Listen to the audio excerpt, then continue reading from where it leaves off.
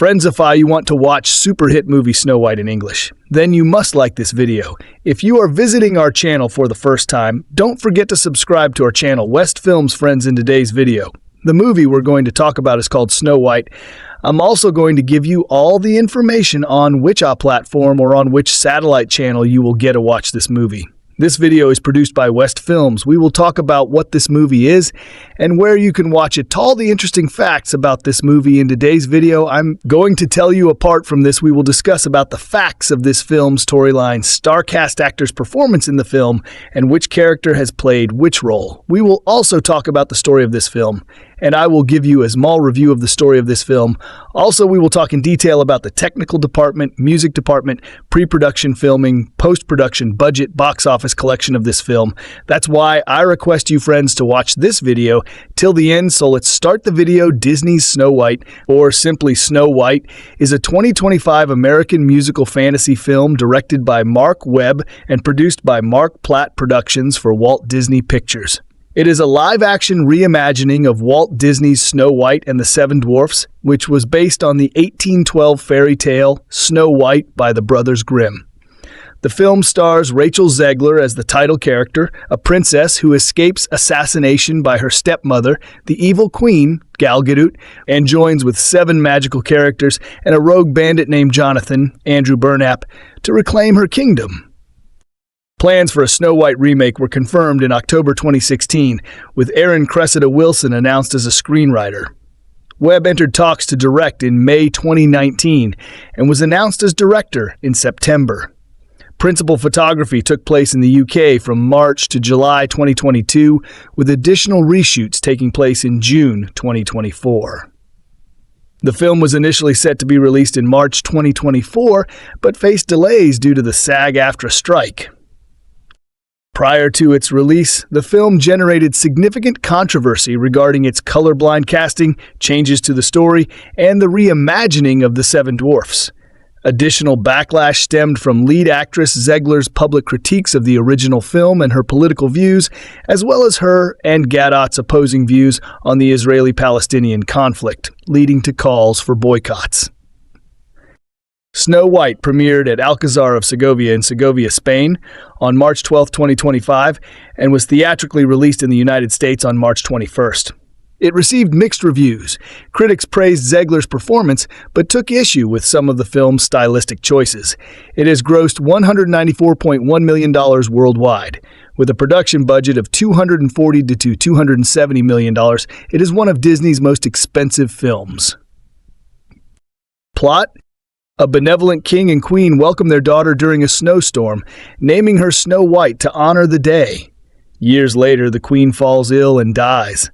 The king hastily remarries before mounting a campaign against an encroaching threat. When he does not return, the new queen usurps the throne, revealing herself as an enchantress whose vanity surpasses her beauty.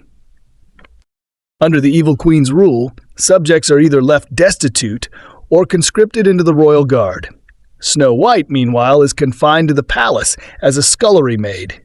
The queen, fearing that Snow White's beauty will outshine her own daily, asks a magic mirror who is the fairest one of all.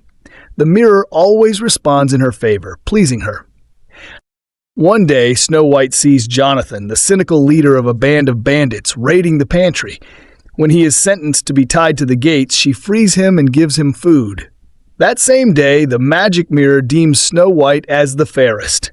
The queen orders the royal huntsman to take Snow White into the forest, kill her, and bring her heart back in a jeweled box. The huntsman instead warns Snow White of the queen's intentions. At his urging, Snow White flees deep into the forest. Woodland creatures lead Snow White to a secluded cottage where she falls asleep. Later that night, she awakes to find herself confronted by the cottage's owners, 7 magical beings: Doc, Grumpy, Bashful, Sleepy, Sneezy, Happy, and Dopey, who work in a diamond mine. They take pity on her and agree to let her stay. Meanwhile, the queen, having learned from the magic mirror that Snow White is still alive, imprisons the huntsman before ordering a manhunt. Snow White and Jonathan meet again in the forest and fend off the guards alongside the bandits. The two realize their feelings for each other before Jonathan departs to find the king, whom Snow White believes may still be alive. Jonathan is captured by the guards and imprisoned by the queen, who deduces Snow White's whereabouts. Retreating to her secret chambers, she transforms into a peddler woman and creates a poisoned apple to curse Snow White with the sleeping death. After Snow White's friends leave for work, the queen finds their cottage and tricks Snow White into eating the apple by saying she is an ally of Jonathan's. She then reveals to her stepdaughter that she killed her father. Snow White falls into the sleeping death, and the queen retreats to her castle. Snow White's friends find her sleeping body upon returning. Having escaped, Jonathan arrives to discover her dead and mournfully kisses her. Snow White awakens and rallies her friends and Jonathan's bandits to overthrow the evil queen. Snow White confronts her stepmother, who forcefully goads her to take the throne, placing a diamond dagger into her hand. Snow White refuses to hurt her, reminding the people what the kingdom used to be like under her parents' rule. Moved by the memories and the princess's kindness, the guards stand up to the queen and join Snow White's friends, the bandits, the huntsmen, and the civilians. The queen tries to attack Snow White, but the dwarfs and bandits defend her. The magic mirror tells the queen that Snow White will always be fairer than her due to her kindness and justness. Snow White arrives to see the queen destroying the mirror, which is revealed to be the source of her powers. As a result, she turns into glass herself and disappears into a vortex while the magic mirror repairs itself. Having been named the new queen at a grand celebration, Snow White rules the land justly. Cast Rachel Zegler as Snow White, a fearless and pure-hearted princess who is determined to free her kingdom from her stepmother's tyranny. Amelia Fauché as young Snow White. Olivia Virral as baby Snow White. Gal Gadot as the evil queen, Snow White's vain, jealous, and tyrannical stepmother who is obsessed with being the fairest one of all. Andrew Burnap as Jonathan, a new character created as Snow White's love interest, partially based on the prince from the original film, and a rebel who wants to defy the evil queen's monarchy. Ansu Kabia as the huntsman, an unnamed hunter and the evil queen's servant, whom she orders to kill Snow White and bring back her heart. Patrick Page as the voice of the magic mirror, a mirror containing a being that truthfully answers the evil queen's question of who is the fairest one of all. Jeremy Swift as the voice of Doc, the intelligent leader of the 7 magical characters. Jonathan Bourne as the motion capture puppeteer of Doc.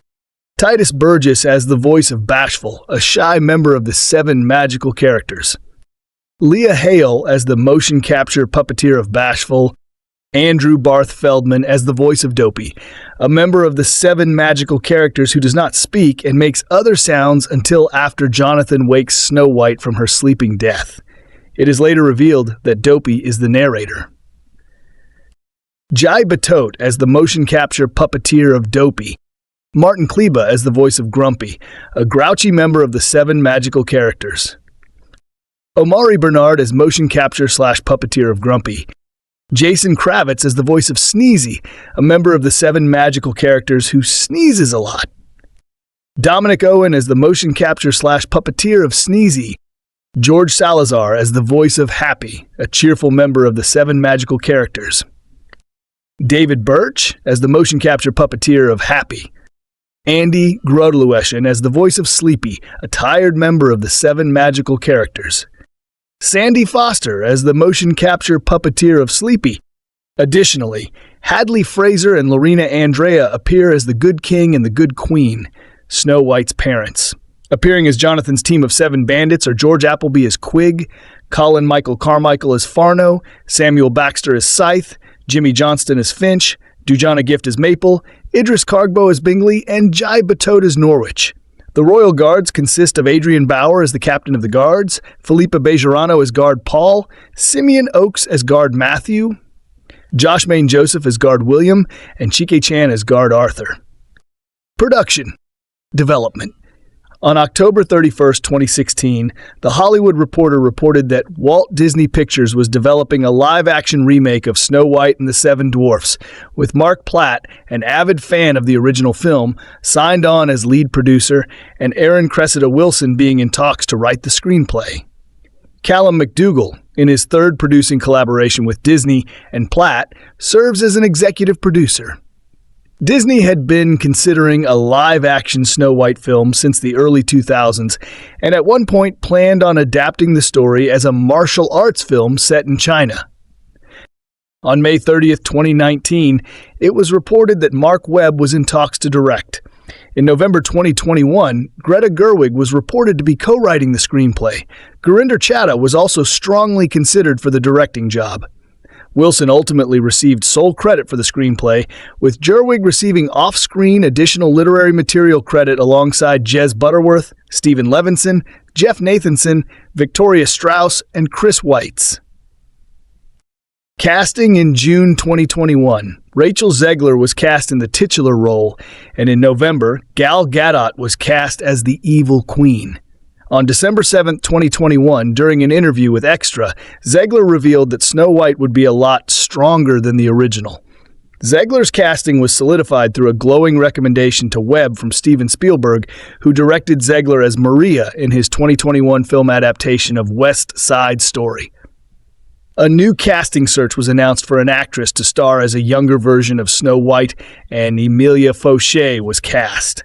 On January 12, 2022, it was announced that Andrew Burnap was cast as a new character named Jonathan in the lead male role, replacing the character of the Prince. At the 2022 Denver Fan Expo, Martin Kleba revealed that he would be portraying Grumpy. Kleba previously played similar dwarf roles in prior productions based on the Snow White fairy tale. In the 2001 made-for-television film Snow White, the Fairest of Them All as Friday, and in the 2012 fantasy comedy Mirror Mirror as Butcher. Colin Michael Carmichael appears. In February 2025, it was announced that Andrew Barth Feldman, Titus Burgess, Jason Kravitz, George Salazar, Jeremy Swift, and Andy Grodeweschen were all cast as the remaining members of the Seven Dwarfs, with Salazar and Grodeweschen both making their feature film acting debuts. Filming for Snow White was originally set to begin in March 2020 in Vancouver, British Columbia, and Los Angeles, California, but it was delayed to July 2020 due to the COVID-19 pandemic. In August 2021, it was announced that filming would take place in the United Kingdom from March to July 2022. Principal photography began on March 7, 2022. A fire damaged the production set on March 15th at Pinewood Studios. The stage was under construction when a tree reportedly caught on fire, leading to a huge blaze. A source from Disney confirmed that no filming was underway. The shooting schedule was also reconfigured for Zegler to travel to Los Angeles to present at the 94th Academy Awards ceremony on March 27th in support of her West Side Story colleagues. While Zegler was attending the ceremony, Gadot began filming her scenes. Unlike in the original, her character sings and dances. On April 22nd, Gadot confirmed that she had completed filming her scenes much later, adding that she enjoyed playing the role of the first Disney villain and that she was able to make a more dramatic role by changing her voice due to the film being a musical. On July 13th, Zegler revealed that filming had wrapped.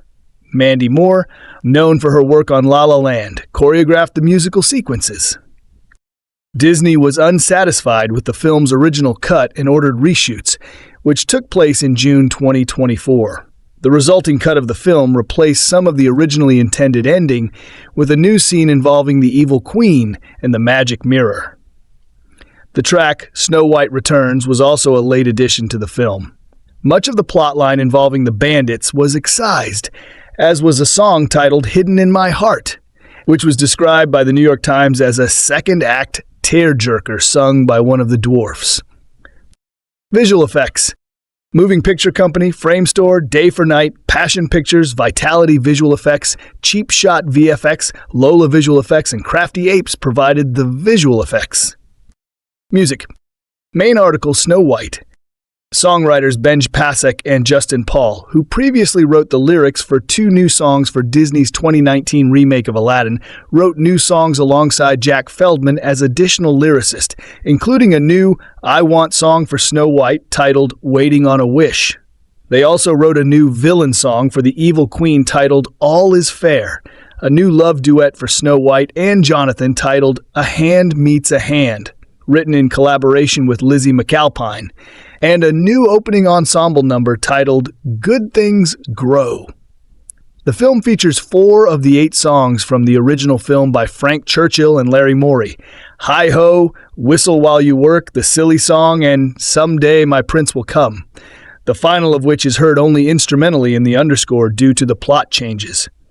In January 2025, it was revealed that Jeff Morrow had composed the score. Dave Metzger, a frequent collaborator on the music for films made by Walt Disney Animation Studios, served as orchestrator for the songs. On March 4, 2025, it was announced that the soundtrack album would be released on March 14th by Walt Disney Records, with Waiting on a Wish released to the public that same day as the lead single. A deluxe edition of the album was released on March 20th, 2025, featuring instrumental versions of the songs and Morrow's underscore. Marketing. On September 9th, 2022, during Disney's 2022 D23 Expo presentation, a 30-second first-look teaser as well as first-look images were previewed. There were quick flashes of several major settings, including Snow White's cottage in the woods, the intricately designed interior of the Queen's castle, and the moss-covered forest. There were also short glimpses of Gadot as the evil queen, questioning her magic mirror, Zegler as Snow White, and Snow White's hand falling with the poisoned apple toppling along with her. Gadot said about her role that playing the evil queen was very different than what she had done before. She is used to playing the other end of where the heart should be, but she found it very delightful to get under her skin. The title logo was also revealed. On October 27, 2023, Disney released the official first image of the film with Zegler as Snow White as well as Bashful, Doc, Dopey, Grumpy, Happy, Sleepy, and Sneezy. Zegler confirmed that there is a lot of CGI, which made her feel nervous. Footage of Gadot as the evil queen was shown at the 2024 CinemaCon. Disney presented new footage and a behind-the-scenes look during the 2024 Cine Europe. The 2024 D23 Expo presented a sneak preview with a clip of the musical number Whistle While You Work, along with the first trailer. The teaser trailer for Snow White was released on YouTube in August 2024 and became the most disliked teaser for a film trailer on the platform, garnering an estimated nearly 1 million dislikes and over 82,000 likes within 3 weeks, according to available data from browser extensions that display an approximation of YouTube dislikes. The first full trailer debuted at D23 Brazil in November 2024 and was attached to select theatrical screenings of Universal Pictures' Wicked before eventually being released onto YouTube on December 3, 2024. Stuart Heritage of The Guardian criticized the visual effects for the animals and dwarves. He said the dwarves look like someone has snuck into Disneyland, grabbed the statues from Snow White's enchanted wish, and wrapped them in human flesh, as a serial killer would with a gift for their mother. And like someone has shaved the Sonic the Hedgehog from that first Sonic the Hedgehog trailer that everyone hated. Polygon's Petrana Radulovic wrote, "The new Snow White looks like it's putting in more of a plot, likely one where our plucky heroine will stand up to her despotic tyrant of a stepmother in a YA dystopian plotline out of 2014. Maybe it'll work, story-wise. Visually, though, everything seems like it's working on the same budget as ABC Family's Once Upon a Time." An international trailer featuring Snow White's origins was released on December 19th, 2024. A featurette showing a behind-the-scenes look and how it would honor the legacy of the 1937 film was released on February 20th, 2025.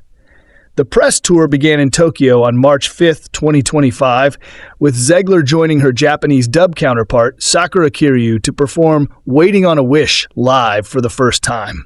On March 10th, 2025, the day tickets for the film went on sale. Disney released new posters, a TV spot, and a film clip. Zegler later appeared on the March 17, 2025 episode of Jimmy Kimmel Live to give the first live television performance of Waiting on a Wish. At least $70 million was spent on marketing, which, combined with the main production budget, gave Disney a total investment of $350 million for the film. Release. During the 2022 D23 Expo presentation, it was announced that Snow White would be released in 2024. On September 15, 2022, the film was announced to have a release date of March 22, 2024. However, in October 2023, it was delayed a year to March 21, 2025, with the 2023 SAG-AFTRA strike cited as the rationale for the delay. The theatrical release will also include engagements in IMAX, Dolby Cinema, 4DX, ScreenX, and D-Box. The European premiere took place on March 12, 2025, at Spain's Alcazar of Segovia, which inspired the castle in the original film to give the film a more elaborate showing at a fairy tale venue. A Hollywood premiere without regular red carpet press took place at the El Capitan Theater on March 15, 2025, due to the controversies surrounding Zegler and Gadot's political views. In Gadot's honor, the film's first premiere in Israel took place on March 19, 2025, at the Planet Cinema in Rishon LeZion, with prominent figures from Israel attending. Reception. Box office. As of April 21, 2025, Snow White has grossed $84.6 million in the United States and Canada and $109.5 million in other territories for a worldwide total of $194.1 million. The Hollywood Reporter stated the film may have trouble getting to $300 million or $400 million globally, per several studio executives. In the United States and Canada, Snow White was released alongside The Alto Knights and Ash, and was projected to gross $45 to $55 million from 4,200 theaters in its opening weekend. It was initially projected to gross $63 to $70 million, with analysts comparing this projection to the $69.4 million opening of Maleficent 2014, and believing that the film would overcome its controversies and fare well financially. Given there being no strong competition against it on opening weekend, but in late February, projections were lowered. The film made $16 million on its first day, including an estimated $3.5 million in Thursday previews. It went on to debut to $42.2 million, slightly below projections, but still managing to top the box office due to little competition. The low opening was attributed by The Hollywood Reporter to so-so audience scores and underwhelming reviews. Business Insider reported that the film's behind-the-scenes controversies likely had little impact on its box office performance, while Deadline reported that the film's financial performance could primarily be attributed to its marketing, the source material failing to resonate with younger audiences, and negative buzz surrounding the film's visuals. In its second weekend, the film made $14.3 million, dropping 66%, finishing second behind newcomer A Working Man, and then $6 million in its third weekend, falling to fourth. Critical response. The film received mixed reviews. On the review aggregator website Rotten Tomatoes, 40% of 253 critics' reviews are positive, with an average rating of 5.210. The website's consensus reads, Snow White is hardly a grumpy time at the movies thanks to Rachel Zegler's luminous star turn, but its bashful treatment of the source material, along with some dopey stylistic choices, won't make everyone happy either. Rotten Tomatoes also reported that critics thought Zegler was one huge highlight of the film, but Gadot's reception is mixed, as are the CGI dwarfs. Metacritic, which uses a weighted average, assigned the film a score of 50 out of 100 based on 51 critics, indicating mixed or average reviews. Audiences polled by CinemaScore gave the film an average grade of B+ on an A+ to F scale, while those surveyed by PostTrack gave it an average rating of 3 out of 5 stars, with 43% saying they would definitely recommend it. The Hollywood Reporter noted that Disney's previous theatrical remakes earned cinema scores around the A range. The BBC reported that British film critics have mostly panned the film, while US critics were more positive. Katzy Stefan of Variety lauded Zegler's performance, praising her as a shining supernova and her character as having newfound depth through her fervent desire to become the leader her father believed she could be. Siddhant Adlakha of IGN called the film the best Disney live-action remake in a decade, and said that it adapts the broad strokes of the original while fleshing out its themes. Brian Truitt of USA Today wrote that it finds modern relevance amid the old material.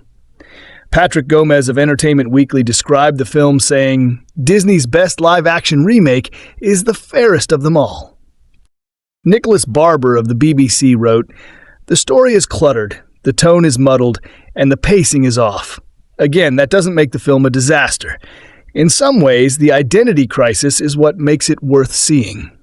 Whitney Seibold of Film wrote, "It's hollow, but unlike some more recent remakes, it seems to have thoughts in its head." David Rooney of The Hollywood Reporter wrote of the premise, "If that sounds like the standard female empowerment template that's almost obligatory in contemporary fairy tale retreads, it more or less is. But the incandescent Zegler sells it with conviction and heart." Daniel Bayer of Awards Watch wrote, "Mark Webb gets the job done with minimal muss and fuss, and whenever Zegler is on screen, the film manages to conjure up some of that good old Disney magic." Dan Rubens of Slant called it a fairly paint-by-numbers exercise in updating a quintessential but unquestionably quaint property for modern consumption. Amy Nicholson of the Los Angeles Times wrote that the film is a fascinating case study in today's impossible contradictions, a magic mirror reflecting the tensions of the current times. Nell Minow of RogerEbert.com gave the film 2.5 stars out of 4 and wrote, "Some parts of the film work better than others, but none of it has the sweetness and imagination of the animated feature. This Snow White is not the fairest of them all. It's just, well, fair." Peter Bradshaw of The Guardian called it exhaustingly awful, with tiresome pseudo-progressive additions, and criticized Zegler and Gadot's roles as the dullest performances of their lives. Johnny Oleksinski of the New York Post wrote, "The timeless classic, a groundbreaking achievement for animation, has been turned into another pointless and awkward live-action automaton that vanishes from your mind the second it's over." Tyler Tang of Discussing Film wrote, "Aside from Rachel Zegler's powerhouse performance, there is little else to enjoy from this clumsy, poorly conceived, and cynical live-action Disney remake. Even Gal Gadot's hilariously bad line reads are not worth the trip to the theater." Rodrigo Perez of The Playlist wrote, "While interjecting its social commentary, Snow White otherwise tackles much of the same ideas, the notions of true love, the power of friendship, and the triumph of good over evil, but it's all put together in a very familiar and garish package." David Fear of Rolling Stone said it may not be the worst live-action adaptation of an animated touchstone, though it's a strong contender for its blandest. Accolades controversies. Pre-release. Casting of Snow White. The casting of Zegler, an actress of Latina descent, as Snow White drew criticism, as the character is described in the original material as having skin as white as snow. Zegler responded to the comments in January 2022, saying that Snow White is popular in Spanish-speaking countries and having a Latina in such a role is rare, so she was proud to be cast. In August 2023, it was revealed that another Latina actress, Renata Vaca, was one of 2 finalists in the casting process for the role of Snow White. Vaca stated that the casting call for the role of Snow White was open to all ethnic groups and that the first phase of auditioning consisted of singing a Disney princess song. In October 2024, Zegler revealed that the character would be given the name Snow White after she and her parents survived a snowstorm to remind her of her resilience, which Zegler claimed was a plot line used in another version of the fairy tale. Reimagining of the Seven Dwarfs. In January 2022, actor Peter Dinklage, who has a form of dwarfism and has played dwarfish characters in his career, commented on the upcoming live-action Snow White remake, dismissing it as a backward story. In response to Dinklage's comments, Disney stated that, to avoid reinforcing stereotypes from the original animated film, we are taking a different approach with these 7 characters and have been consulting with members of the dwarfism community. Numerous other actors with dwarfism like Dylan Hornswoggle Postal, Jeff Brooks, and Katrina Kemp responded negatively to Dinklage's comments, feeling he was unduly speaking on their behalf and costing them roles. In July 2023, footage of the production from Berkshire revealed that the depiction of the seven dwarfs had been reimagined, consisting of one actor with dwarfism along with 6 other non-dwarf actors of varying ethnicity, 6 males and 1 female, portraying the associated set of 7 individuals who were originally all portrayed as supernatural beings from German folklore, not actual human beings. After initially denying reports that these images depicted the actual film production, Disney later confirmed that they did indeed depict the production, with stand-in actors substituting for the leads. The already confirmed actor Martin Kleba not appearing in said footage. The decision to reimagine the characters as such was criticized by social media sources as being overly politically correct, as well as potentially taking away acting opportunities from the dwarfism community. Jackass cast member Jason "Wee Man" Acuna criticized Disney for not casting dwarf actors and expressed disappointment about the changes. Acuna said, "You're replacing jobs that people could have as little people. It's for dwarfs. Why are you hiring Snow White and the 7 average people?" Dylan Postal also disagreed with Dinklage's view, echoed Acuna's sentiments, and defended the portrayal of the dwarf characters in the animated film. In October 2023, coinciding with an announcement of the delay, Disney unveiled a first-look image which included the 7 dwarfs, all of which are CGI characters made to look similar to their appearances in the 1937 film. The 7 characters of Bashful, Doc, Dopey, Grumpy, Happy, Sleepy, and Sneezy are never referred to as dwarfs in the dialogue of the film, nor in any Disney official promotional material. Zegler's criticism of the 1937 film. Zegler attracted criticism over statements expressing disapproval with aspects of the original film, including the prince and Snow White's characterization. In 2022, Zegler criticized jokes about the new Snow White character being PC, saying that the cartoon was old and needed a refresh to give the character a function beyond "someday my prince will come." She also spoke about story changes at the 2022 D23 Expo. The original cartoon came out in 1937, and very evidently so. There's a big focus on her love story with a guy who literally stalks her. Weird. So we didn't do that this time. We have a different approach to what I'm sure a lot of people will assume is a love story, just because we cast a guy in the movie, Andrew Burnap, great dude. But it's really not about her love story at all, which is really, really wonderful. All of Andrew's scenes could get cut. Who knows? It's Hollywood, baby. In response to her comments, many rebuked her for making Snow White more feminist, while others criticized her for misinterpreting feminism, with accusations of promoting the girl boss archetype or maligning women that seek traditional feminine roles or are uninterested in power or leadership. Ashton Stein, a brand strategist, felt that Zegler's statements made it appear that she had not received media training for marketing. Ultimately, critics inferred and claimed that Zegler disliked the original film. David Hand, whose father of the same name co-directed the original animated film, criticized the remake, describing it as insulting and suggesting that his father and Walt Disney would be turning in their graves.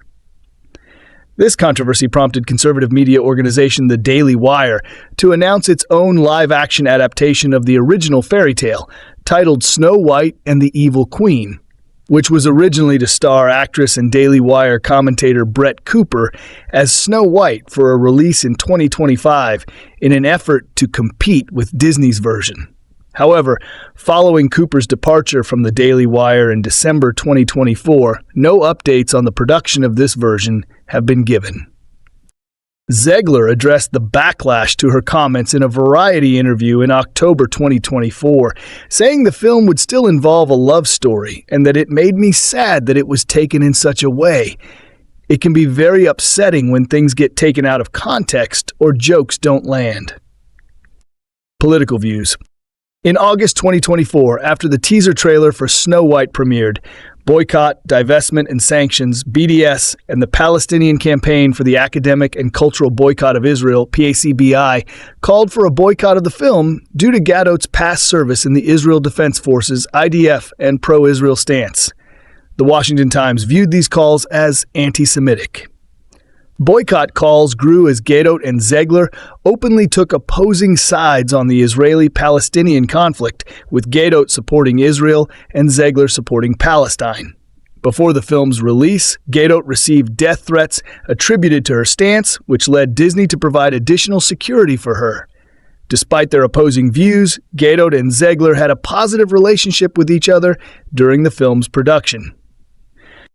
Another call to boycott was made by Republican supporters in November 2024, following the U.S. presidential election, as Zegler posted "Fuck Donald Trump" and attacked those who voted to re-elect him, saying, "May Trump supporters and Trump voters and Trump himself never know peace." Zegler later issued a public apology, saying she did not intend any harm with her message. Post-release, in March 2025, several Arab organizations and individuals opposed to Israeli policies launched a digital campaign against the film, particularly targeting Gadot due to her past military service.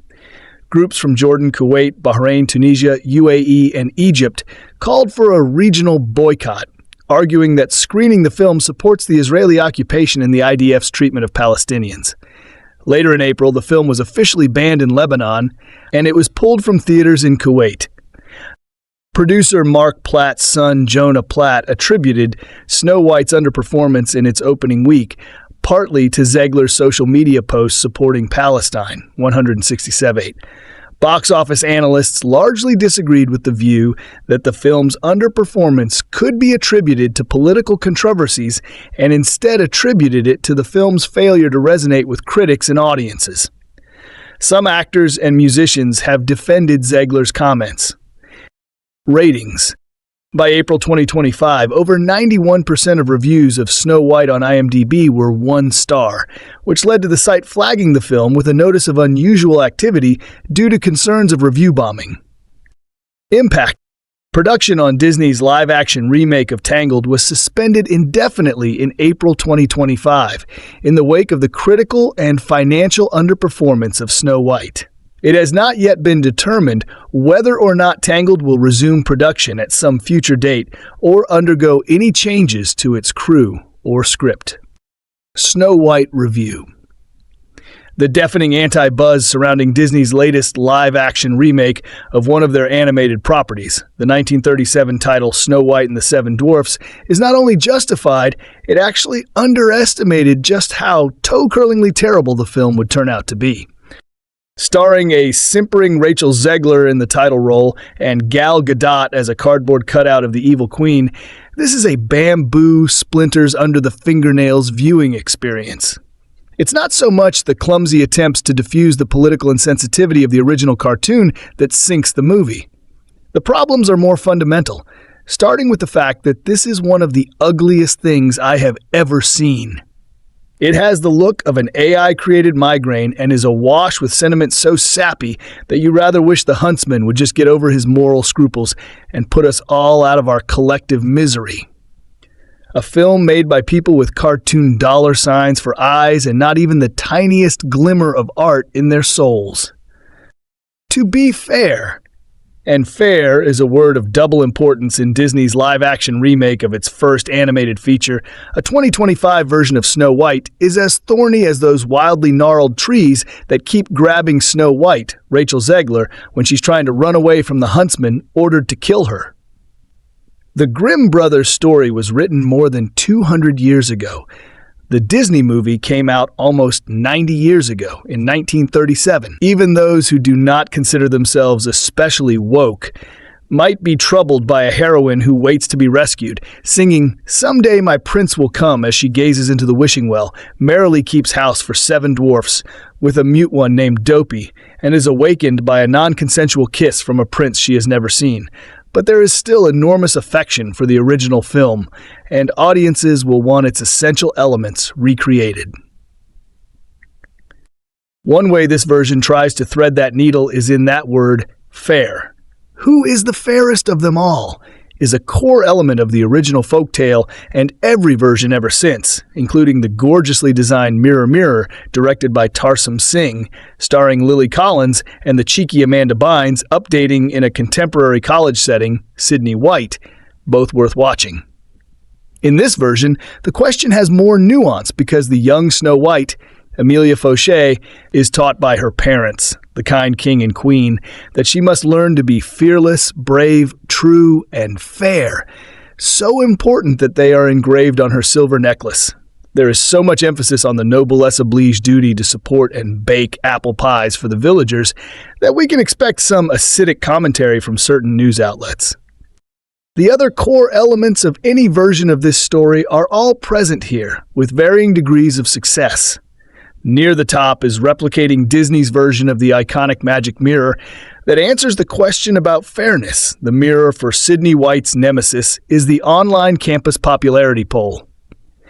This one is close to the 1937 film's design, familiar to Disney fans through many appearances in various productions from the Wonderful World of Disney series of the 1950s, when it was voiced by Hans Conried, through the popular Descendants Wicked World series of 2015-17. Here, Shakespearean actor Patrick Page brings just the right stentorian vocal thunder to his answers. The evil queen's transformation into the hag with the poisoned apple is done with all the magic we expect from Disney, as is the production design, carrying over some of gorgeously imagined details of the 9 old men behind the 1937 animated feature. Likely in response to criticisms of the condescending portrayal of the dwarfs in the original film, this version chose to bypass casting humans and go with CGI. Their design is not as expressive as the animated versions, and their contributions to the story are not as meaningful, with a slapstick sequence that goes on too long. Dopey looks much younger than his old bearded housemates. He looks like Mad Magazine's Alfred E. Newman, and it is not much better than the original's unfortunate depiction of a mute as being simple-minded. In this version, he has a gentle, childlike quality. He does not speak only because he is afraid. Of what? Who knows? The resolution will strike many as insensitively ableist. Does he really need to be fixed? It is a nice touch to have Snow White tell the dwarfs to clean up their mess instead of doing it for them. The dwarf mining business makes no sense. They dig up gems, but what do they do with them? If I'm asking myself that question, the movie is failing to immerse me fully in its world. Instead of a prince who appears only to awaken the princess, we have Jonathan, a captivating Andrew Burnap, an erstwhile actor who lives in a liminal space where actions and motives are not well defined. The screenplay by playwright Aaron Cressida Wilson has a lot of fun throwing big words around. That liminal space is basically Robin Hood territory, in the woods, where he and an encouragingly diverse band of rebels steal from the rich and are true to the king. It is Snow White who initially rescues him when he is caught stealing food from the castle, a good start to a developing relationship of mutual support. Zegler does her best to straddle the old and new versions of Snow White, wearing the iconic dress with the turned-up collar, yellow skirt, and blue bodice, showing some spirit and singing sweetly. As soon as she was cast, there was online chatter along the same lines of the objections to Halle Bailey as Ariel in The Little Mermaid. Zegler's parents are Polish and Colombian. The movie handles this deftly by explaining that she was not named for the paleness of her skin, but for the snowstorm the night she was born. Gal Gadot plays the evil enchantress queen. Her singing voice is thin, and so is her performance, especially when she is called upon to show fury because her stepdaughter challenges her authority. The movie does not give her a lot to work with beyond the impressive costumes and special effects. Her signature magic trick is turning a flower into dust in her big number, All Is Fair. Is the weakest in a second-tier set of songs from EGOT awardees Benj Pasek and Justin Paul. It is not up to their gorgeous La La Land songs or the wonderfully clever Which of the Pickwick Triplets Did It from Only Murders in the Building. And it is not a personality-revealing banger like the all-time best Disney villain song from The Little Mermaid, Poor Unfortunate Souls, by Howard Ashman and Alan Menken. We get some snippets of some of the original film's classic numbers, Whistle While You Work, and the yodeling Silly Song, and a full-on Hi-Ho, which are more memorable than the new editions, possibly excepting Princess Problems, a nice duet between Snow White and Jonathan that sets up their differences in outlook, her empathy against the superficial cynicism he will soon happily jettison. Some parts of the film work better than others, but none of it has the sweetness and imagination of the animated feature. This Snow White is not the fairest of them all. It's just, well, fair. That title is a description of the page on which new Hollywood ideas get written. Here is a pointless new live-action musical version of the Snow White myth, a kind of unwicked approach to the story and a merch-enabling money machine. Where other movies are playfully reimagining the backstories of famous villains, this one plays it straight, but with carefully curated revisionist tweaks. These are all too obviously agonizing and backlash second-guessing, but knowing that at some basic level, the brand identity has to be kept pristine. This is particularly evident in the costume design, with which the Wicked Witch gets a pointy dark crown and skull-hugging black balaclava, and Snow White is lumbered with a supermarket retail tweenie outfit with puffy sleeved shoulders. Those otherwise estimable performers, Rachel Zegler and Gal Gadot, are now forced to go through the motions, and they give the dullest performances of their lives. Traditionally, the heroine's name refers to her skin, with lips red as blood and hair dark as ebony. Now it refers to the snowstorm that accompanied her birth. Zegler's Snow White had loving parents in the king and queen, but after her mother's death, her father becomes infatuated with a witchy new noblewoman at court. Gadot's lips are at all times seductively and contemptuously pursed. But later, the king simply vanishes from the story and the script ties itself into a few pretzels explaining what is supposed to have happened to him and when. The stepmom witch keeps Snow White in Cinderella-style serfdom below stairs, where the poor child wanly sympathizes with the population's poverty. As Snow White grows up, the magic mirror breaks the bad news about a change in the prettiness ranking. Snow White is then forced to flee to the forest and stay there once the huntsman has lied to the witch about killing her, and then she meets her 7 new best friends. There are some changes. The hero is no longer a prince, but a more democratic citizen who leads a Robin Hood-type insurgency from the forest against the witch's tyranny, with SW joining in on a Maid Marian basis. But he still gets to do the controversial non-consent kiss once our heroine has gone into her picturesque coma. But the dwarves? Will this film make them look sort of like everyone else, like the Munchkins in Wicked? No. This Snow White feebly makes them mocap, motion capture, animated figures, but it also, heart-sinkingly, duplicates their presence by giving the prince his own gang of 7 live-action bandits, in which people with dwarfism are represented. This fudged, pseudo-progressive approach is so tiring you'll want to put your head in your hands. Admittedly, the basic story has a strangeness of its own. The Wicked Queen tries to kill Snow White by getting the huntsman to stab her, and then tries again by feeding her a poisoned apple, which has an, antidote in the form of a true love's kiss, and then leaving the corpse in the company of people who love her? Weird. This new Snow White has 1 or 2 nice musical moments, but it's basically in the unhappy tradition of revisionist light reboots Mirror Mirror and Snow White and the Huntsman, with Julia Roberts and Charlize Theron respectively as the witch, and the equally ropey prequel The Huntsman Winter's War. Hollywood could in theory reinvent Snow White with some passion.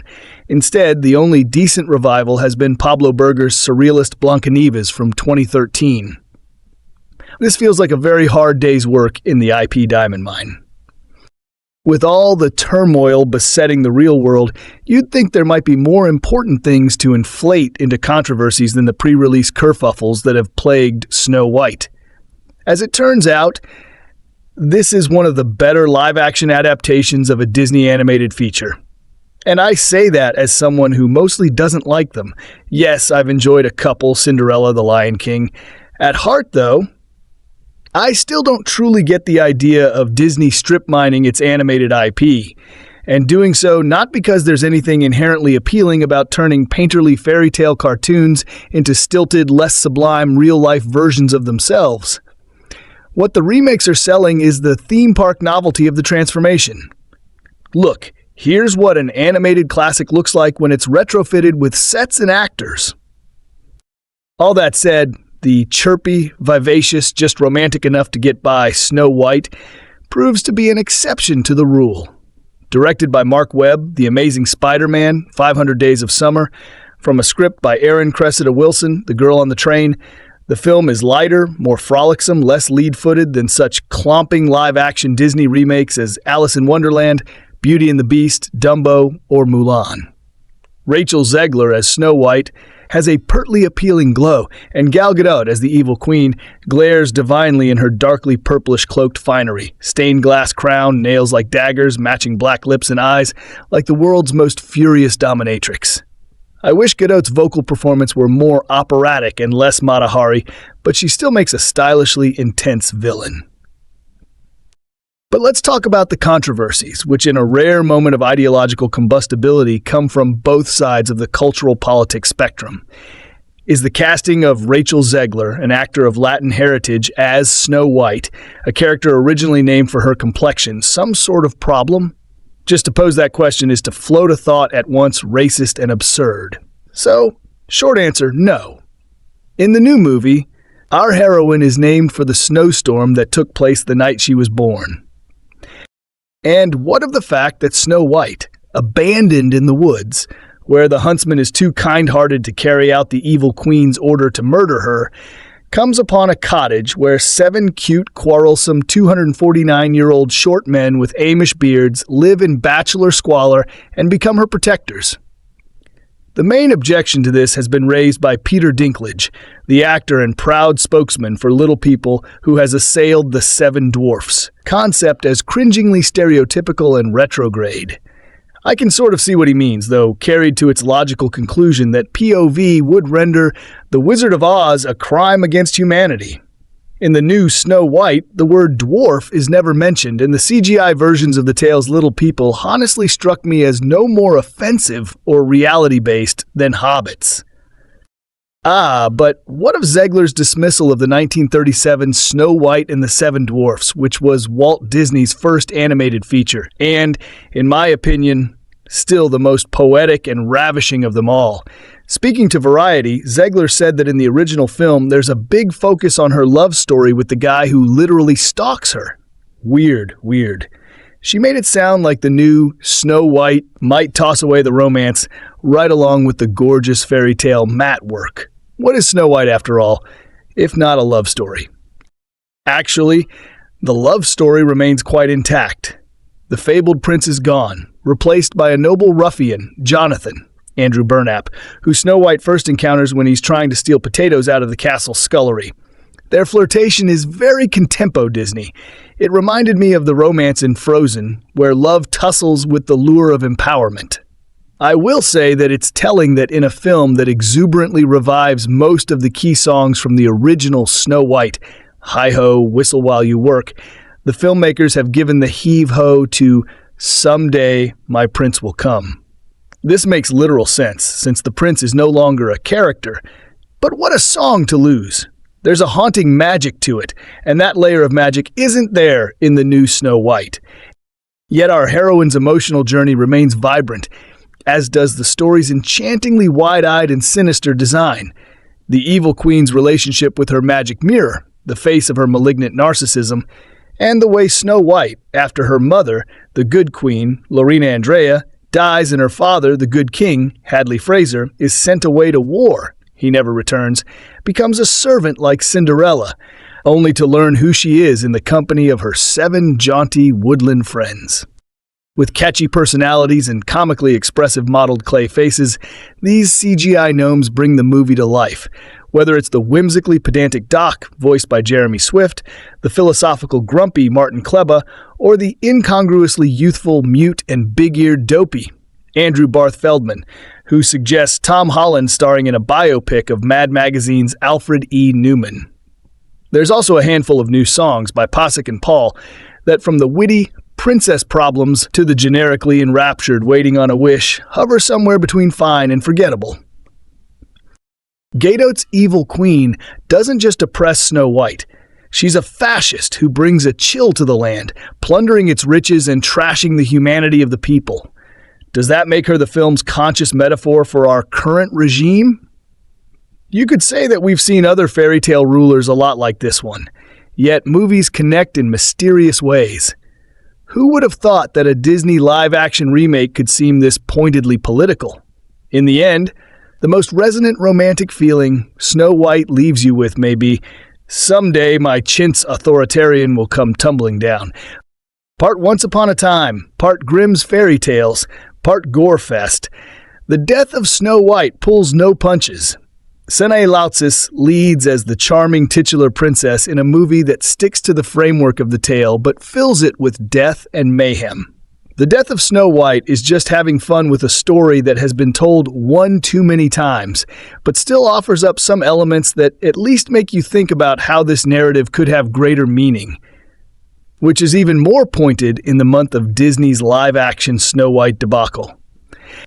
With my recently published Rumpelstiltskin review, this has been the month for quirky, low-budget fairy tale retellings for me. What I have drawn from the inevitable comparison is that while Rumpelstiltskin is trying to be a serious movie in a lot of ways, the death of Snow White embraces the camp. There is some great comedy in this, and the performances go hand in hand with the script and production.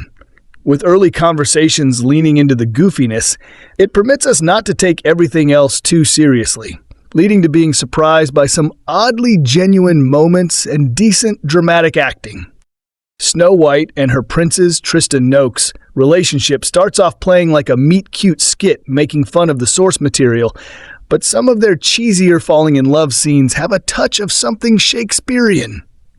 I'm also going to go out of my way to overpraise the pack of obnoxiously stereotypical high school friends who flank the two. Inga, Haley Stubblefield, Yvonne, Holland Stull, and Sophia, Lydia Pearl Pence, with Snow and Jacob, Christopher Burnside, and Wilhelm, Milo Meckham Miller with the Prince, Gim Brothers Easter egg accounted for. While the opening action-centric flashback is fine, the medieval Greece sequence of all these teens commenting on Snow and Prince's feelings for each other and dropping some wacky one-liners takes the prize for the real perfect intro into this movie. Meanwhile, the rest of the cast is silly and endearing in a way that bolsters this tone while sort of nodding to other takes. Snow White wears an outfit that is obviously an allusion to her Disney dress, but is covered in blood for half the movie. I also think she might be petting real baby raccoons at some point. With the jokes, the action, the delightfully cheesy special effects, and some gorgeous dark royalty costuming for the evil queen, Chelsea Edmondson, the death of Snow White has a balanced overall tone. The only problem lies in that it is supposedly a horror. There really isn't anything intelligent about this movie's scary scenes. It's just really over-the-top gore of the dwarfs slaughtering their enemies and the queen mutilating herself and others to fuel some kind of blood magic that maintains her youth and beauty. It's nightmarish to watch, but it ultimately doesn't add anything. The death of Snow White bypasses some of the finer yet famous plot points from the Disney film for its own take. The queen has to force Snow to eat the apple because she sees that this hag is clearly shifty. This villainess also argues with her magic mirror, which straight up tells her there is more to it than physical beauty, since Snow White is actually a good person, while the queen keeps insisting she is superior. The queen is as melodramatic as everyone else, but her constant bewailing about hating Snow White for no reason at all effectively speaks to what it is like to be obsessively jealous. The other aspect worth mentioning is how this movie realizes the seven dwarfs. They are all portrayed by actors with dwarfism, except for the hulking Tiny, and the queen seemingly banished all dwarfs from the kingdom following her takeover, leading to this group becoming assassins and living together in the forest. The seven dwarfs also have more distinct personalities and professions. They all used to work for the good king and queen than just being happy or sleepy, and a couple of them are women, making for an overall solid set of characters. Otherwise, there are some moments about the typical value of kindness theme of Snow White that are predictably cloying, like Snow buying a peasant child a toy his father can't afford. But it's better in The Death of Snow White than in Disney's new movie. Snow White movie review. To be fair, and fair is a word of double importance in Disney's live-action remake of its first animated feature, a 2025 version of Snow White, is as thorny as those wildly gnarled trees that keep grabbing Snow White when she's trying to run away from the huntsman ordered to kill her. The Grimm brothers' story was written more than 200 years ago. The Disney movie came out almost 90 years ago in 1937. Even those who do not consider themselves especially woke might be troubled by a heroine who waits to be rescued, singing "Someday My Prince Will Come" as she gazes into the wishing well, merrily keeps house for 7 dwarfs with a mute one named Dopey, and is awakened by a non-consensual kiss from a prince she has never seen. But there is still enormous affection for the original film, and audiences will want its essential elements recreated. One way this version tries to thread that needle is in that word fair. Who is the fairest of them all is a core element of the original folk tale, and every version ever since, including the gorgeously designed Mirror. Mirror, directed by Tarsum Singh, starring Lily Collins and the cheeky Amanda Bynes, updating in a contemporary college setting. Sydney White, both worth watching. In this version, the question has more nuance, because the young Snow White, Amelia Foci, is taught by her parents, the kind king and queen, that she must learn to be fearless, brave, true and fair, so important that they are engraved on her silver necklace. There is so much emphasis on the noblesse oblige duty to support and bake apple pies for the villagers that we can expect some acidic commentary from certain news outlets. The other core elements of any version of this story are all present here, with varying degrees of success. Near the top is replicating Disney's version of the iconic magic mirror that answers the question about fairness, the mirror for Sydney. White's nemesis is the online campus popularity poll. This one is close to the 1937 film's design. Familiar to Disney fans through many appearances in various productions, from the Wonderful World of Disney series of the 1950s, when it was voiced by Hans Conried, through the popular Descendants Wicked World series of 2015 to 17. Here, Shakespearean actor Patrick Page brings just the right stentorian vocal thunder to his answers. The evil queen's transformation into the hag with the poisoned apple is done with all the magic we expect from Disney, as is the production design. Carrying over some of gorgeously imagined details of the 9 old men behind the 1937 animated feature. Likely in response to criticisms of the condescending portrayal of the dwarfs in the original film, this version chose to bypass casting humans and go with CGI. Their design is not as expressive as the animated versions, and their contributions to the story are not as meaningful, with a slapstick sequence that goes on too long. Dopey looks much younger than his old bearded housemates. He looks like Mad Magazine's Alfred I. Newman, and it is not much better than the originals. Unfortunate depiction of a mute as being simple-minded. In this version, he has a gentle, childlike quality. He does not speak only because he is afraid of what who knows the resolution will strike many as insensitively ableist. Does he really need to be fixed? It is a nice touch to have Snow White tell the dwarfs to clean up their mess instead of doing it for... The dwarf mining business makes no sense. They dig up gems. But what do they do with them? If I'm asking myself that question, the movie is failing to immerse me fully in its world. Instead of a prince who appears only to awaken the princess, we have Jonathan, a captivating Andrew Burnap and URSTW actor who lives in a liminal space where actions and motives are not well defined. The screenplay by playwright Aaron Creesa Wilson has a lot of fun throwing big words around. That liminal space is basically Robin Hood territory in the woods, where he and an encouragingly diverse band of rebels steal from the rich and are true to the king. It is Snow White who initially rescues him when he is caught stealing food from the castle, a good start to a developing relationship of mutual support. Zegler does her best to straddle the old and new versions of Snow White, wearing the iconic dress with the turned-up collar, yellow skirt, and blue bodice, showing some spirit and singing sweetly. As soon as she was cast, there was online chatter along the same lines of the objections to High Bailey as Ariel in The Little Mermaid. Zegler's parents are Polish and Colombian. The movie handles this deftly by explaining that she was not named for the paleness of her skin, but for the snowstorm the night she was born. Live-action remakes of Disney cartoons aren't usually given a warm welcome by critics and commentators, but none of them has faced as much hostility as the new remake of Snow White and the Seven Dwarfs. Are we succumbing to Disney princess fatigue, maybe? But there's more to it than that. One issue is that the 1937 original was Walt Disney's first ever full-length animated film, and while parts of it have aged badly, it still stands up as an exquisite, heart-lifting masterpiece. Remaking a revered all-time great animation as a live-action film is about as sensible as remaking Singing in the Rain as a cartoon. Another issue is that Disney's Snow White, to use its official title, has been attacked from both sides of the political spectrum. It has been condemned for being too progressive of a Disney princess, renowned for her pale skin, being played by an actress with Colombian heritage. How dare they and not progressive enough caricature dwarfs in this day and age?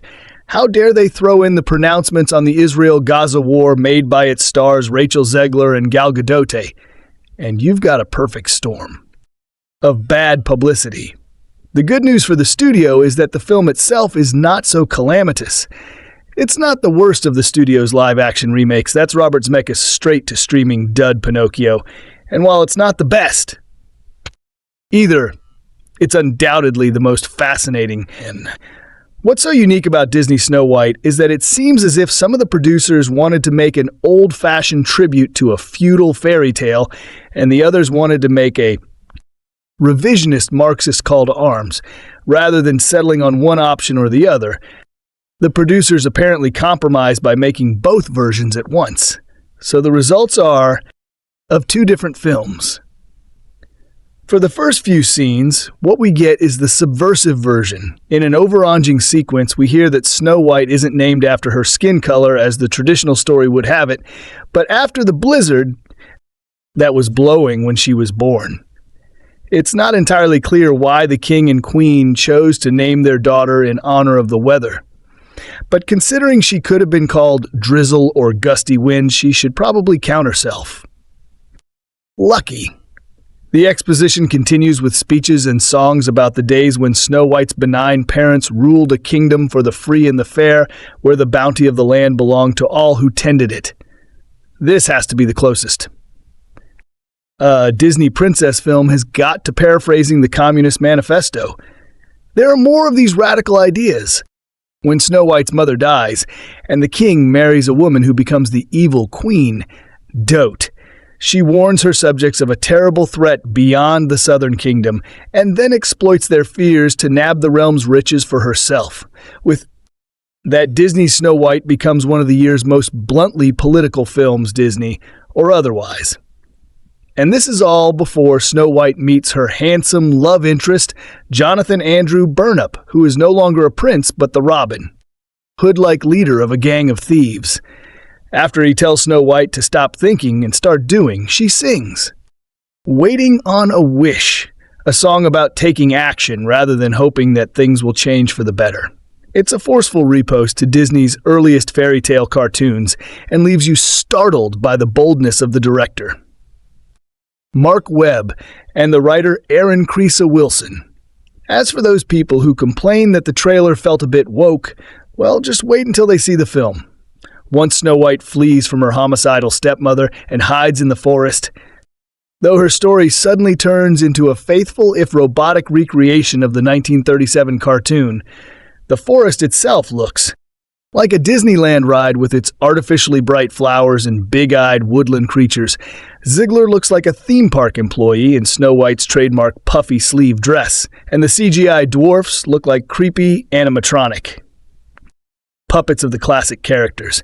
Choosing to use these weirdly photorealistic digital avatars rather than putting real actors on the screen was Webb's worst misjudgment. But this section of the film still works well enough as an homage to the cartoon.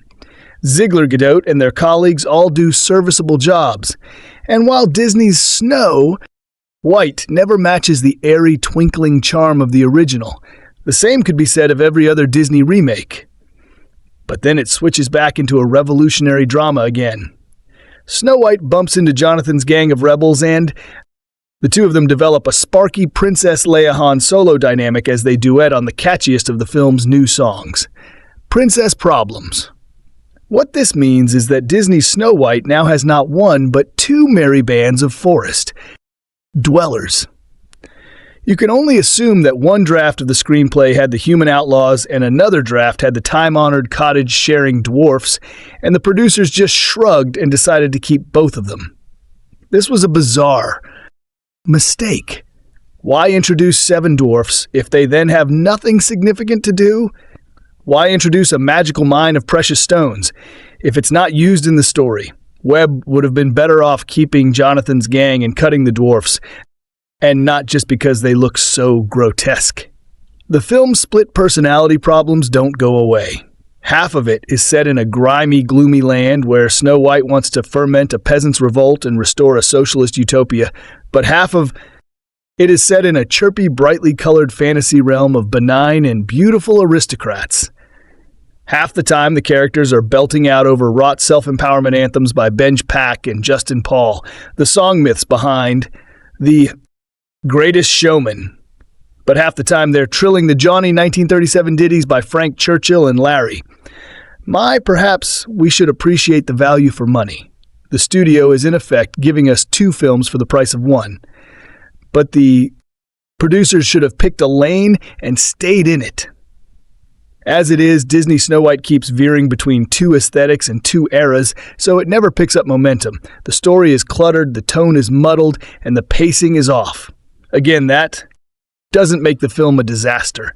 In some ways, the identity crisis is what makes it worth seeing, but this muddled production will be enjoyed more by politics and cinema students than by children who are hoping to be enchanted by Disney magic. Other information about this film. The original animated 1937. Snow White and the 7 Dwarfs was branded Disney's folly before release, but soon became a landmark artistic and box office success. This new live-action version, while similarly plagued with bad buzz and reports of creative chaos, seems unlikely to have such a lasting or significant impact. Despite committed performances from its leads and years of edits and re-edits, it can establish a consistent tone through its real and artificial locations. Director Mark Webb follows the Kenneth Branagh Cinderella playbook closely. He gives his hero a plucky mantra and a love interest, with a backstory that goes beyond charming. Rachel Zegler's wide-eyed Snow White doesn't just hope her prince will come. She wants to be a good leader for her people, restore their faith in the social contract, and with it, their empathy for one another. That's commendable, but the film hits you over the head with it repeatedly. Cut through any frame, and you'll find girl power etched in the grain. She's up against a thoroughly camp Gadot as the evil queen, cinched tight in jewels and slinking around being unrepentantly evil. So we go through the usual beats of the story. Snow White loses her saintly parents, but not before her father has remarried a thorough baddie. She is then put to work as a maid in her own palace before the queen becomes jealous of her beauty and orders her execution, only for Snow White to escape and take refuge with some small miners. And of course there are songs which Zegler delivers beautifully from the original tunes, not including Someday My Prince Will Come, which has been judged a little needy to the largely successful new PC, and Paul Edition's Gadot nails her big show tune and has a lot of fun getting her evil on. The film offers a clever wrinkle that the Queen's magical powers, somehow, derive from her beauty, so that Snow White's growing good looks pose an existential rather than a mere egotistical threat. That would all be fine. And in fact, we'll probably play gangbusters with little girls. Everywhere thanks to Zegler's determined cheer and willingness to take command. In true manager style, she whistles while everyone else works. She's cute, but not overly focused on being likable. If her Snow's pronouncements sometimes feel like self-empowerment by numbers, at least she shows that Zegler was right when she promised that this hero would be more of a leader and her relationships more developed than the undeniably passive original.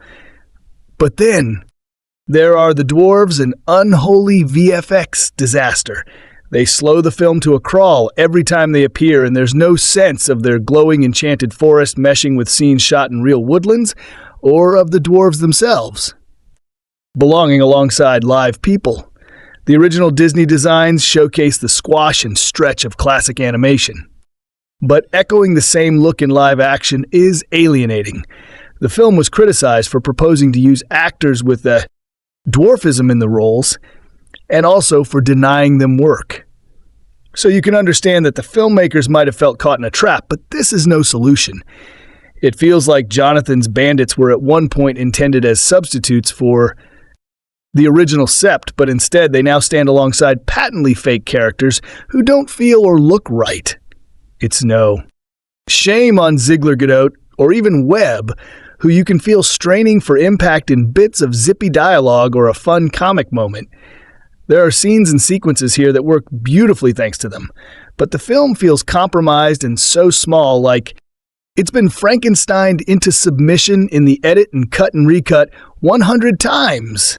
You can sense studio interference, scared to put dwarves in the film but also frightened to leave them out, afraid to focus on a princess but reluctant to reimagine her too far, terrified to lean into cartooniness or to rely on realism. Disney has attempted to just replicate the past instead of trying to do something new. That's the greatest folly. Of all Snow White and the Seven Dwarfs, 1937 is the latest in a long line of Disney classics to receive a live-action remake, and it arrives with plenty of baggage. It has corporate cash grab and an assault on traditional values.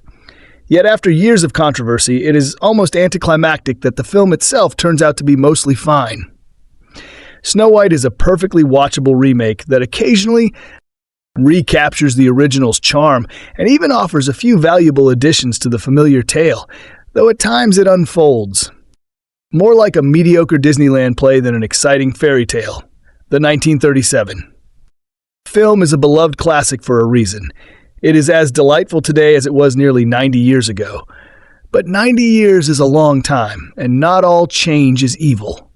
Setting aside nostalgia, you don't need to be a patriarchy-smashing fourth wave feminist to admit that there are aspects of the original that could use some polish. Ironically, while the notion of modern changes has become a rallying cry against the film, many of the alterations to the story positively address criticisms Christians have leveled against Disney for decades, such as the promotion of superficial beauty and shallow, love at first sight romance. Where Snow White goes airy is in its execution of those changes. Reimagining Snow White as a woman defined more by the fairness of her virtuous character than by her physical beauty is a worthwhile alteration. Yet Hollywood struggles to portray this type of female lead in a way that isn't heavy-handed and pretentious. While the original Snow White was a maternal, nurturing figure, the reimagined Snow White spends most of her screen time lecturing others. Rachel Zegler is a talented actress with an angelic singing voice, but she is unable to do much with what she is given. Her wooden performance lacks the warmth of her animated counterpart. Opposite Snow White, the prince has been replaced by a roguish Robin Hood-inspired outlaw, a far more interesting character. But the film loses its momentum whenever it veers from the original storyline to focus on a subplot about a rebellion to overthrow the queen and take back the kingdom. Classic songs like Hee-Ho and Whistle While You Work make a triumphant return. Aside from a standout new tune, Waiting on a Wish, the new songs range from forgettable to downright bad. It doesn't help that Gadot, whose performance is even more wooden than Zegler's, is given multiple villain songs as the evil queen, even though she is not a gifted singer. Yet more than many of the other recent remakes, Snow White's vibrant colors and cartoonish appearance captures the enchanted storybook aesthetic of the original. It doesn't look real, but it works within the fairy tale context. Less convincing are the seven dwarves the character redesigns. Take some getting used to, and the animation appears half-finished, perhaps due to a mid-production decision to swap live action with CGI versions. Appearances aside, the characters remain as amusing and fun as ever. The film is at its best when it focuses on the relationship between Snow White and the dwarves. At a time when many Christians view Hollywood as the enemy, I may be expected to decry the modern changes to the original, but I honestly don't have many major gripes about them. Even so, whether it is Hollywood's fault or merely a byproduct of the increasingly jaded attitudes of today's audiences, the film simply lacks the magic of Disney's golden age. No, Snow White is not an awful film. In fact, it may rank in the upper tier of Disney's live-action remakes. Granted, that bar has been set extraordinarily low. Despite the online culture war rhetoric swirling around it, the film doesn't desecrate the legacy of the original or assault conservative values. Its issues are far less interesting. Snow White is often as lifeless as its titular heroine after she bites into the poisoned apple. Unfortunately, in true modern Disney fashion, there's no charming prince around to save the day. More detail. With all the turmoil besetting the real world, you'd think there might be more important things to inflate into controversies than the pre-release kerfuffles that have plagued Snow White. As it turns out, this is one of the better live-action adaptations of a Disney animated feature.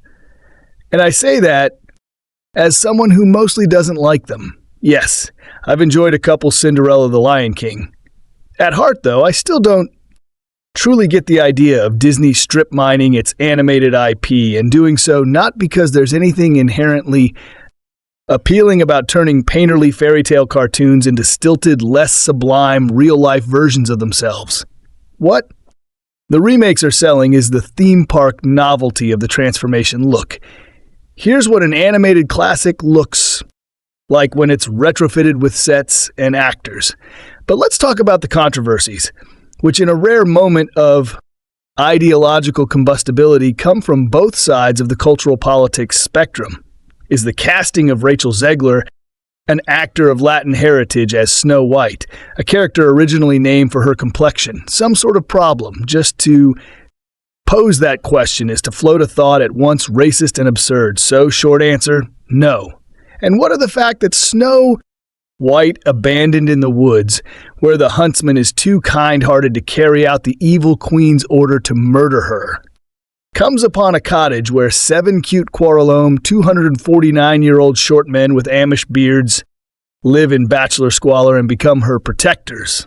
The main objection to this has been raised by Peter Dinklage, the actor and proud spokesman for Little People, who has assailed the Seven Dwarfs concept as cringingly stereotypical and retrograde.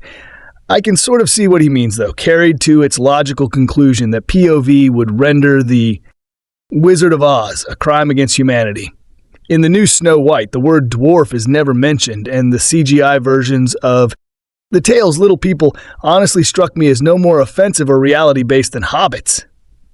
But what of Zegler's dismissal of the 1937 Snow White and the Seven Dwarfs, which was Walt Disney's first animated feature, and in my opinion, still the most poetic and ravishing of them all?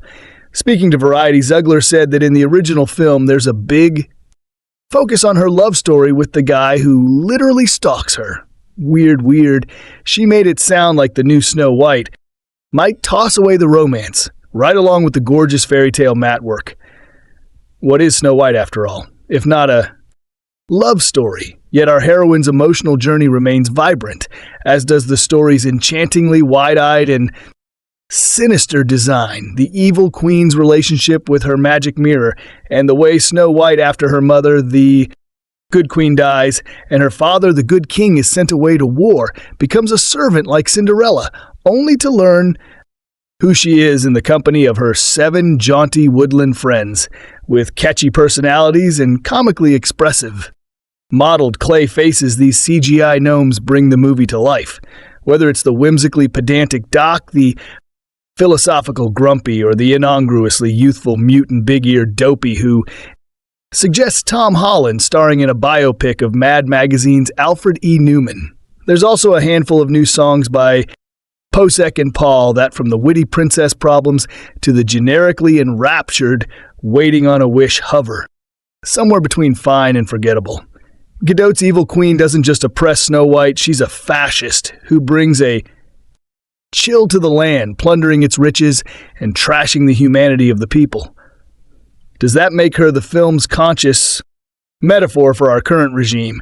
You could say that we've seen other fairy tale rulers a lot like this one. Yet, movies connect in mysterious ways.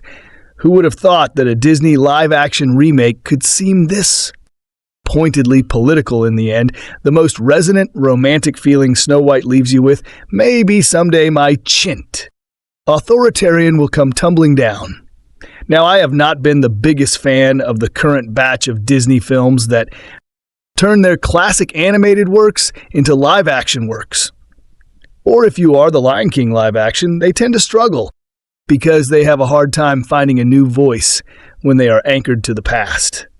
Well, today we go all the way back to the first ever animated feature to see if it follows a similar fate. So to set the scene, in a kingdom of complete happiness, singing, and lots of apple pie, one snowy day a princess was born. She was a delight for the whole kingdom and the kings and queens' pride and joy. But when the queen unfortunately dies and the king remarries a sorceress, the evil queen, things start to change. Even more so when the king is sent away to the southern kingdom and never returns. Now, Snow White is a servant and the kingdom has fallen into darkness until one day the evil queen visits her magic mirror and discovers that she might not be the fairest one of all. Now we must start this review with the clear understanding that Rachel Zegler is the heart of this film and does so much of the heavy lifting. She walks the line between naive and completely earnest, and it works.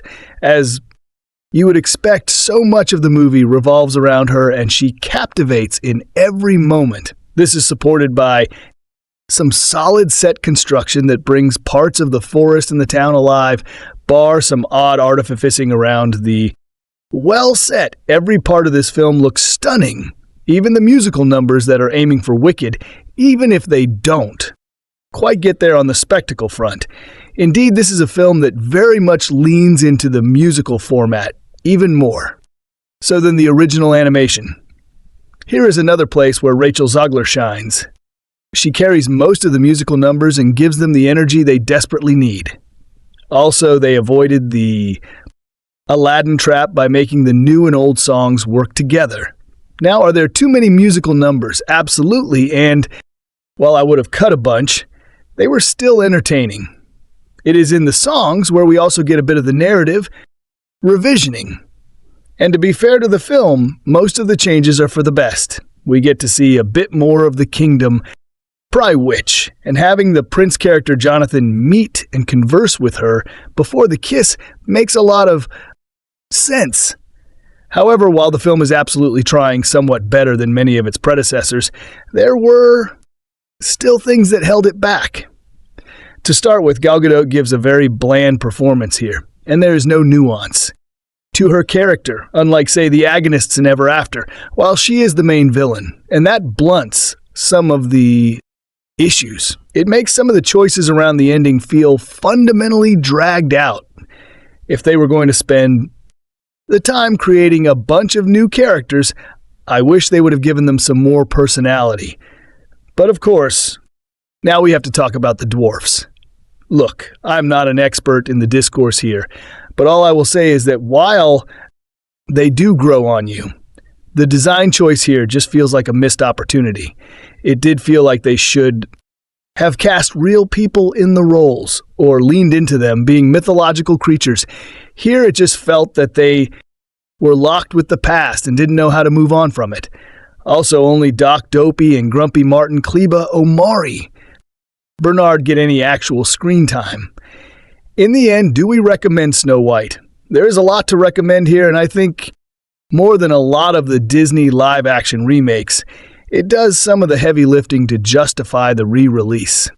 However, there are so many anchors holding it back in places that you just can't help but feel that this was a missed opportunity. Have you watched Snow White? Let us know what you thought in the comments below. If you liked Snow White, we would recommend to you Ever After, A Cinderella Story.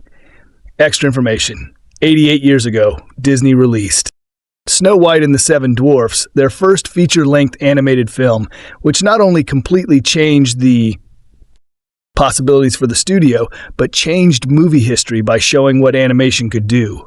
After years of honing their skills with shorts and silly symphonies, Disney defied all odds and in doing so created a masterpiece that still feels magical all these years later.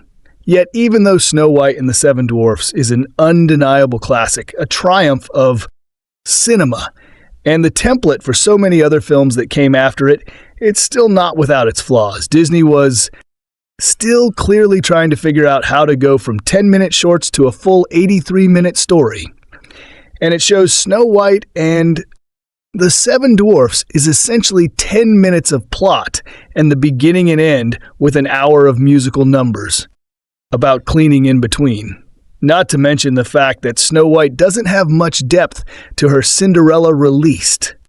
Just 13 years later, knows how to make its title princess character feel like an actual person, and we know almost as little about the unnamed prince and queen, Snow White, is a magnificent achievement, but it was also the result of animators trying to figure out how to utilize this new way of storytelling, and sometimes in being the first to do it,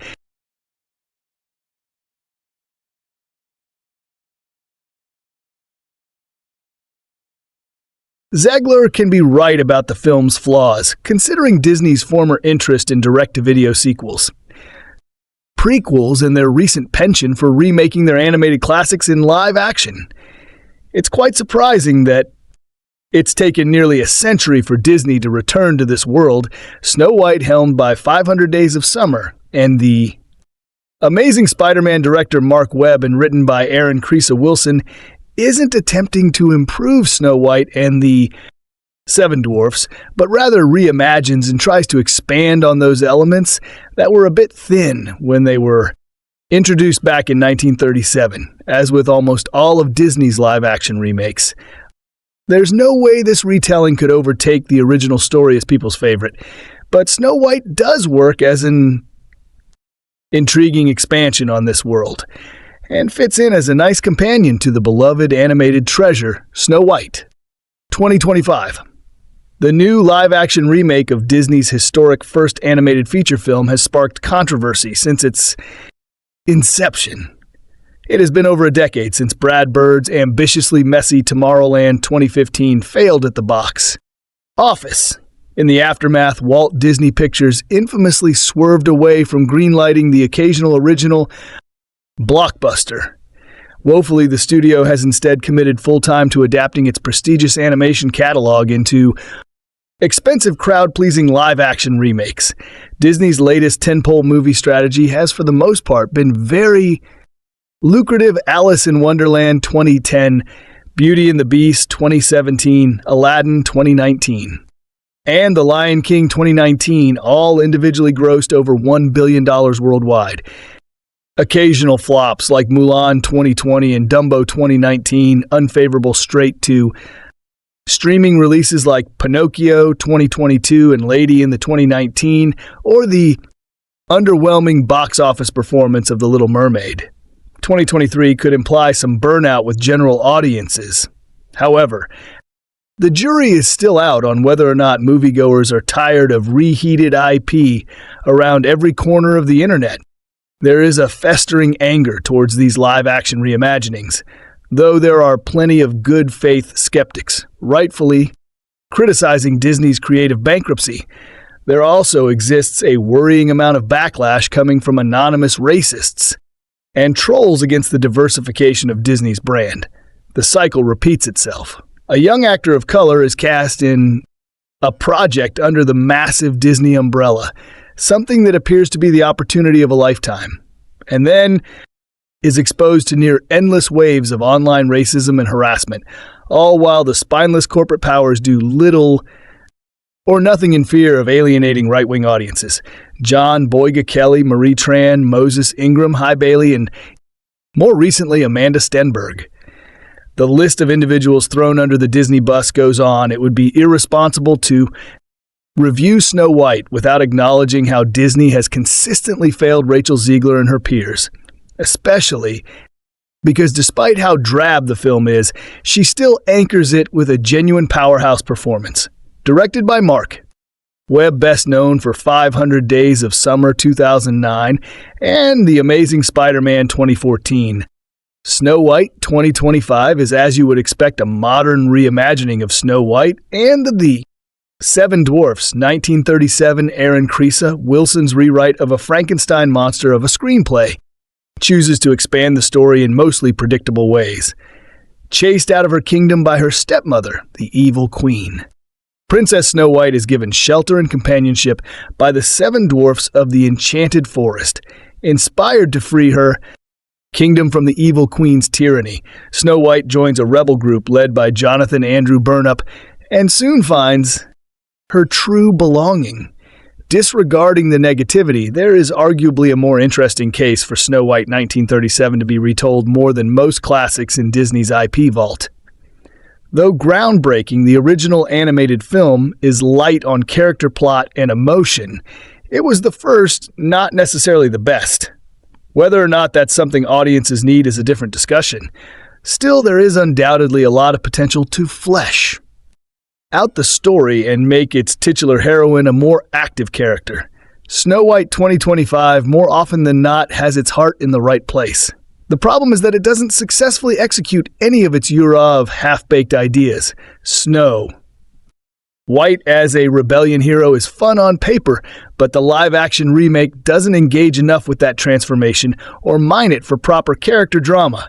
It just expects you to connect the dots. Rachel Zegler manages to inject the movie with an impressive amount of energy. Nonetheless, despite all that is working against her, Zegler shines in a way that feels effortless. Her eyes are expressively large to sell you on mediocre emotional beats, and her vocal performance enhances even the clunkiest lyrics. Rachel Zegler's endless charisma convincingly positions Snow White as a strong, pure of heart leader. Even when the script isn't pulling the same weight, the titular princess simply pops from the screen, especially when Zegler is allowed to put her stamp on the original. Film's iconography. The same cannot be said for Gadot, who turns in what might be her worst performance to date. Gadot is woefully misgassed, unable to sell us on the glamour, fierceness, or true camp of a classic Disney villain. Gal Gadot's take on the evil queen is deeply uncalibrated, either giving us too much or too little energy, fluctuating from scene to scene. Additionally, her villain song, All Is Fair, is somewhat fun lyrically, yet it feels like it was written for a vocalist of a much higher caliber. Now, Gadot is admittedly facing an uphill battle with the quality of the film's writing, but as a performer, she completely drowns under the weight of the production.